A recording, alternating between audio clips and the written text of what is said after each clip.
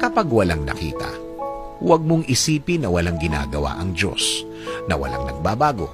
Huwag mong ibase sa nakikita mo ang solusyon ng problema mo dahil nag-umpisa na siya. Hindi mo lang alam.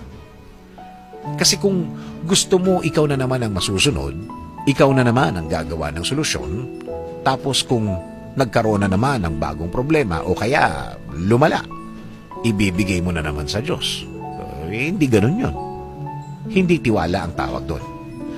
Mas magandang nag-aantay ka na ng mahabang panahon. At least, naayos ang lahat. Kesa naman, sa lahat ng gusto mo, rush, pero lalong palala ang problema. Minsan, ang God's timing ay hindi nakatiming sa gusto nating timing. Pero, ito ang tamang timing na kailangan natin. Tamang-tama sa atin. Matutong magtiwala, matutong maniwala. Tama. Matutong magtiwala. Kahit sa inaakala nating delay o kaya late, pagkatiwalaan natin ang mga delays at late na yan dahil nakaayon sa plano ng Diyos yan.